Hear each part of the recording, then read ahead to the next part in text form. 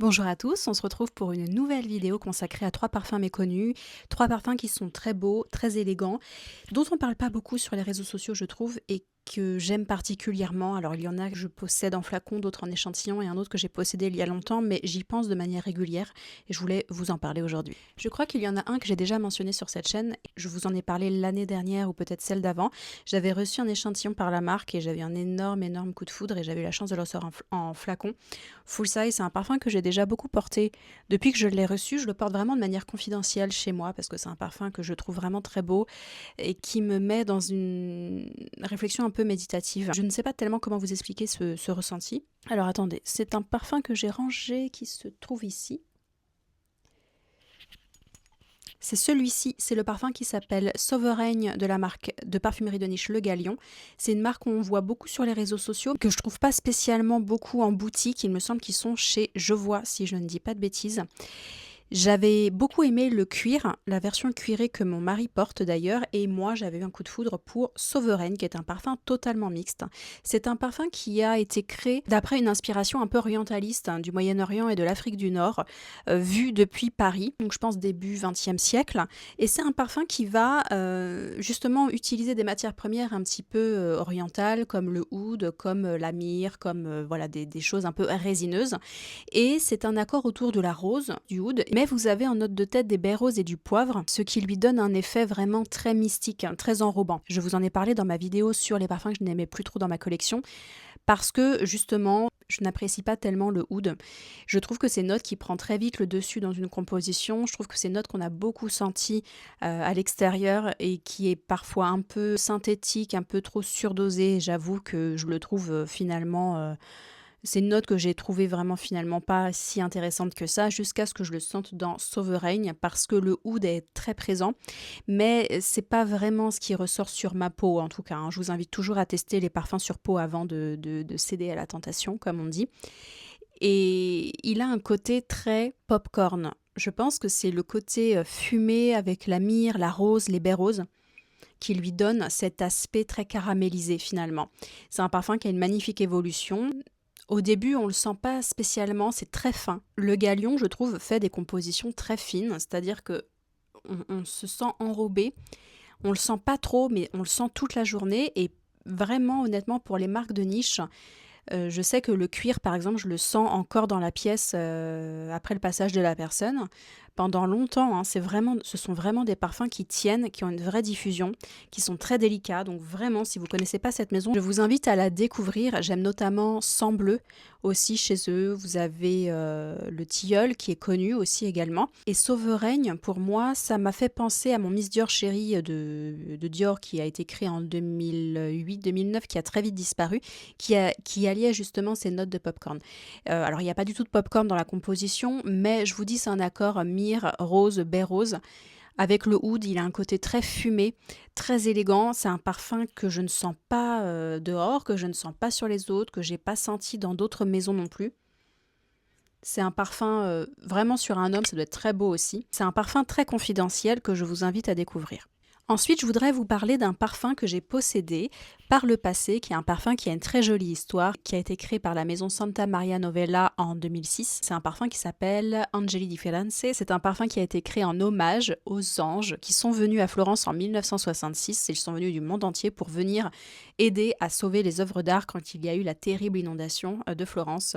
Il y a un film italien d'ailleurs qui mentionne cet événement. Je vais essayer de vous retrouver le nom, de vous mettre une incrustation de ce film-là que j'ai beaucoup aimé, je fais un aparté, qui suit l'évolution d'une famille au travers des changements de leur pays, et c'est un très beau film. Voilà. Bon, bref. Et Les Anges de Florence, c'est un des premiers parfums crémeux que j'ai senti, que j'ai trouvé très floral, très féminin, et qui m'a fait penser un peu à Noah de Cacharel. Alors on est vraiment dans ce côté crémeux avec Noah et cette touche de café, qui malheureusement n'a pas tellement de tenue sur moi. Mais si vous aimez ce type de parfum, et que vous aimez les parfums floraux, je pense que c'est une très belle alternative. C'est un parfum Angeli di Firenze qui est composé à base de pêche, de rose. Vous avez du cassis également, vous avez du musc blanc, et ça lui donne un côté très savonneux, Alors pas savonneux comme Melograno de la même maison, mais savonneux floral, mignon, très féminin. Et j'ai vu qu'il y avait une déclinaison en parfum pour le corps, donc je pense que peut-être qu'un jour je craquerai sur les produits pour le corps parce que le parfum je l'ai possédé, mais sur moi et vraiment il n'y avait pas une belle tenue. Et même si je le trouve très beau,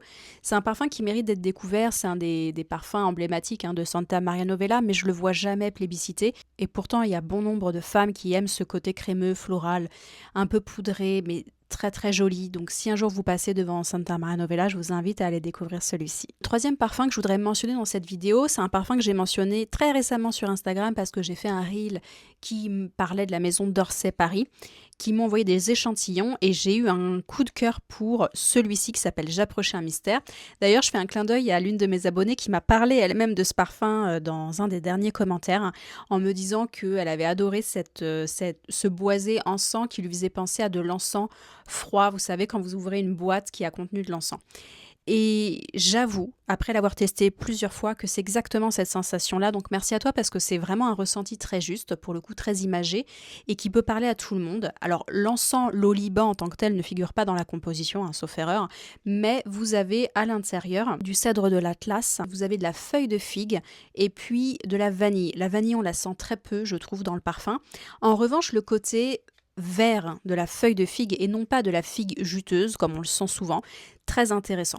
Très très très intéressant, et d'ailleurs la feuille de figue fait partie maintenant des odeurs que j'adore parce que quelque part ça me fait penser à la feuille de tomate. Très jolie sensation. La feuille de tomate qui est très vert, très herbacée. Et je l'avais découvert, la feuille de figue, dans Shores of Assiout, dont j'ai pas arrêté de vous parler récemment, qui était alliée à la violette. Et je trouve que c'est une très belle alternative de mélanger la feuille de figue avec d'autres notes, peut-être plus boisées, en l'occurrence dans J'approchais un mystère. Ce parfum, qui d'ailleurs a le même nez que Sovereign, donc c'est marrant parce qu'on voit aussi une familiarité, c'est peut-être pour ça que j'aime ces créations. Peut-être que ce nez, voilà, a des façons d'imaginer les parfums qui me plaisent beaucoup. Et J'approchais un mystère, vraiment, je l'ai mis sur peau, je le trouve extrêmement délicat. Il a un côté aussi, effectivement, encens pontifical, encens froid d'église. Peut-être que si vous aimez Passage d'enfer de l'artisan parfumeur, celui-ci s'y rapproche en moins floral. Si vous aimez Cardinal de la maison Illet, vous devriez l'aimer aussi. Il a un côté un peu poussiéreux. Alors, c'est pas du tout désagréable. Ça me fait penser parfois à Grimoire d'Anatole Le Breton, si vous aimez ce genre d'odeur.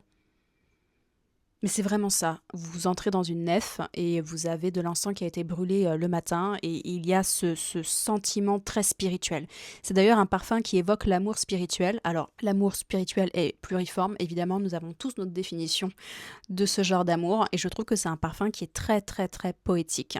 C'est également intéressant au niveau historique parce que c'est une réinterprétation contemporaine d'un parfum qui s'appelait Chevalier, qui avait été créé en 1911 par cette maison. Et je trouve que c'est un très beau parfum. C'est un très beau parfum, très contemplatif. Et ça me fait penser d'ailleurs à Vouloir être ailleurs de la même maison qui évoque le tilleul et dont j'ai aussi parlé sur Instagram parce que ça m'évoquait un dimanche après-midi dans une maison un peu aristocrate. C'est un dimanche au printemps, dans une maison aristocrate. Vous avez les nappes blanches, vous avez le tilleul qui est au loin et vous sentez les effluves qui rentrent dans votre maison. Et J'approchais un mystère, ça me fait penser à ça. Ça m'évoque des sensations, des images. Je trouve que c'est une maison qui est très poétique. Donc si vous aimez l'encens, je pense que celui-ci pourrait vous plaire parce qu'il n'est pas trop...